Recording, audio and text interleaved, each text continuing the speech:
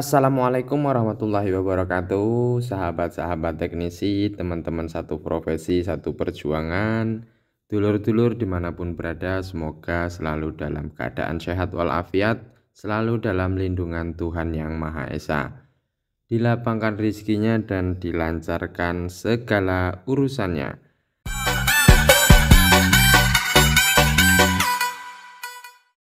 Yang belum subscribe, tunggu apa lagi? Klik subscribe sekarang juga.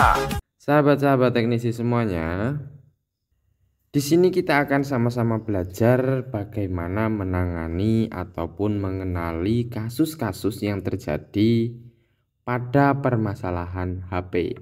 HP itu ada beberapa kasus yang harus kita pahami, yang harus kita pelajari, serta ada beberapa hal yang harus kita kuasai. Yang pertama, permasalahan yang terjadi pada HP itu biasanya karena software atau program, baik itu karena virus, baik itu karena crash ataupun korup. Itu juga akan menjadi masalah yang harus kita selesaikan sebagai seorang teknisi. Masalah yang terjadi yang kedua adalah soal hardware ataupun soal komponen dan juga rangkaian yang ada pada HP tersebut. Kalau permasalahannya adalah hardware ataupun komponen-komponen yang ada pada HP, kita harus memiliki dasar daripada ilmu elektronika sehingga kita bisa mengetahui dan juga menganalisa apa yang sebenarnya terjadi. Kemudian kita harus bisa meminimalisir resiko kerja. Kemudian kita harus punya standar ataupun punya alat ukur kerja yang mana yang harus dilakukan dan mana yang tidak harus dilakukan. Artinya jangan sampai nanti apa yang tidak rusak menjadi rusak, itu akan merepotkan diri kita sendiri ya teman-teman. Pada kesempatan kali ini saya akan memperkenalkan beberapa komponen yang ada pada rangkaian HP seperti ini. Ini adalah contoh mesin ataupun rangkaian yang ada pada HP teman-teman sekalian. Tidak sama persis, tetapi kemungkinan besar cara kerja dan fungsinya itu adalah sama. Komponen yang pertama yang akan saya perkenalkan adalah bentuknya seperti ini. Ini seperti ini. Kemudian ini, kemudian ini. Ini disebut sebagai soket atau penghubung. Jadi soket itu terdiri atas laki-laki dan perempuan ya ibaratnya. Ada lubangnya, ada pentolannya dulur. Jadi soket ini fungsinya sebagai penghubung, baik fleksibel. Kalau ini kan soket baterai, jadi fungsinya adalah penghubung antara baterai dengan mesin HP ini.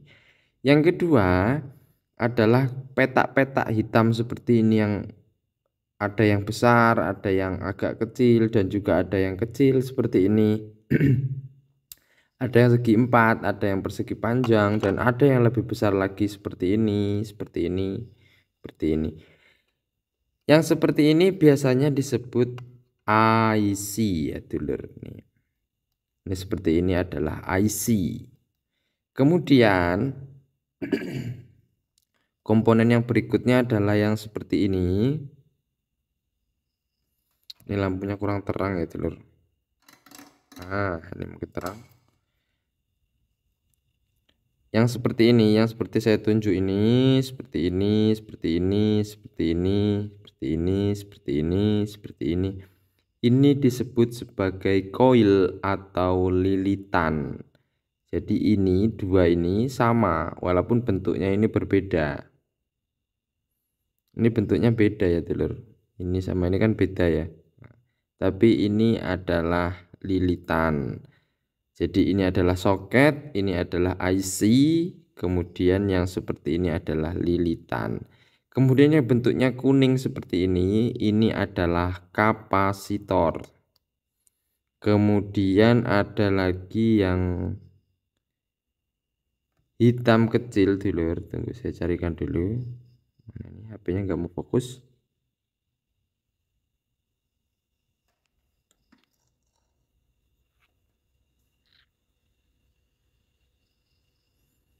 Yang hitam kecil dulur mana ya? Kenapa nggak kelihatan? Sini coba. Nah, yang hitam seperti ini adalah resistor. Oke, dulur. Nah, jadi hanya itu beberapa komponen yang saya perkenalkan. Dan yang ini, yang besar ini, yang putih ini ada kalengnya, ini adalah slot SIM ya, dulur. Jadi ini adalah tempat masuknya SIM. Ini biasanya soket kamera belakang, kamera depan. Ini adalah soket yang menghubungkan casan. Kemudian ini adalah soket baterai, dan di sini ada lagi soket LCD, tetapi ini sudah dilepas ya, dulur. Ada beberapa komponen yang bisa dilakukan pengukuran dan juga tidak bisa dilakukan pengukuran. Komponen yang bisa dilakukan pengukuran itu adalah kapasitor, kemudian resistor, lilitan. Hanya itu dulur. Kalau IC itu tidak ada alat ukurnya. Nah, saya akan tunjukkan bagaimana cara mengukur salah satu komponen yang ada pada HP ini, dulur. Nah, dulur perhatikan di sini saya menggunakan multitester. Saya akan hidupkan dulu testernya. Nah, ini menyala, kemudian kita pindah ke mode dioda ya, dulur. Ini DC, AC. Nah, ini adalah mode dioda. Multitester itu memiliki dua probe, yaitu hitam dan juga merah.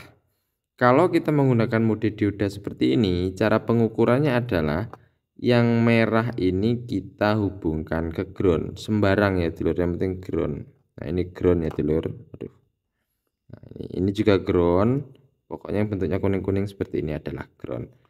Yang pertama adalah cara mengukur hambatan dalam daripada kapasitor. Ini yang seperti ini kapasitor ya, lur. Nah, ini kita hubungkan probe yang hitam ini ke salah satu kakinya seperti ini. Maka multitester akan menunjukkan angka 0,058. Kalau kita hubungkan ke kaki sebelahnya seperti ini, maka akan terlihat 0,002. Artinya yang sebelah sini ini adalah hambatan dalamnya, kemudian yang sebelah sini adalah ground ataupun hitamnya. Jadi ini groundnya, dulur. Coba kita ukur yang lain yang seperti ini. Nah, ini kaki satunya kita hubungkan ke sini.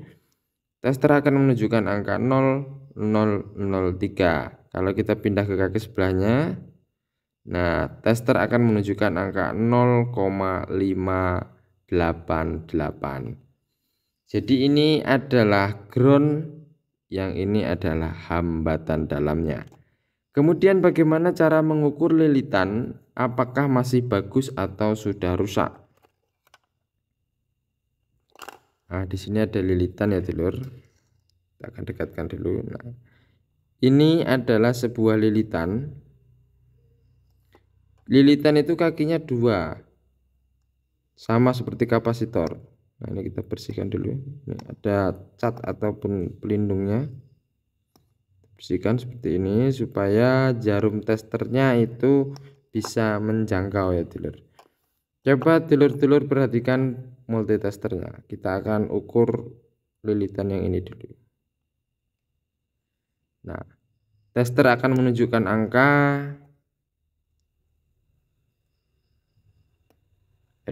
pas lagi, 0004. Artinya ini adalah terhubung atau nyambung. Kalau ketika kita ukur seperti ini, kemudian nilainya OL seperti ini, artinya lilitan ini rusak atau putus. Nah, kemudian bagaimana cara mengukur resistor? Ini ada resistor ya, dulur. Nah, seperti ini. Caranya sama dengan mengukur lilitan, satu kakinya dihubungkan dengan kaki yang satu lagi. Nah, tetapi di sini coba dulur-dulur perhatikan.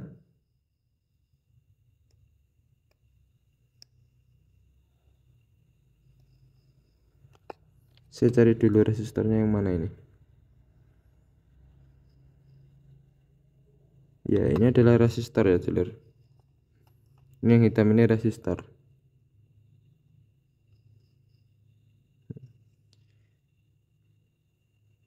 Di sini kita akan berpindah menggunakan modenya kita ganti. Nah, kita gunakan auto atau mungkin ada opsi yang lain. DC, AC. Tidak ada ya, dulur. Di sini kita akan gunakan metode auto saja. Coba kita akan lakukan pengukuran apakah terbaca nilainya atau tidak.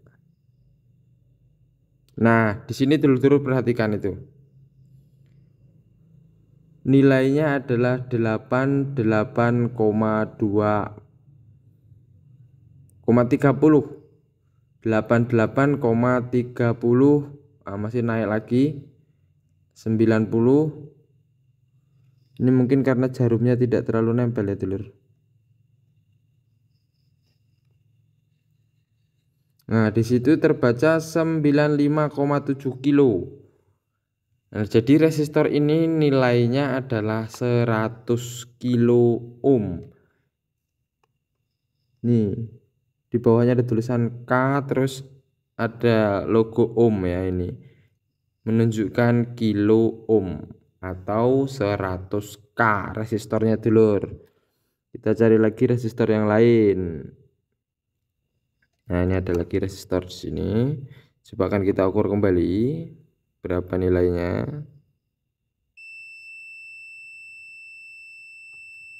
Ternyata nilainya adalah 5,1 ohm. Nah, itu adalah 5,1 ohm. Kita cari yang lain boleh dulur. Jadi ini auto ya. Kalau auto itu bebas dulur. Misalnya kita mau langsung ukur kapasitor seperti ini kapasitor ya. Nah, ini kapasitor kan. Nah, kita ukur saja seperti ini.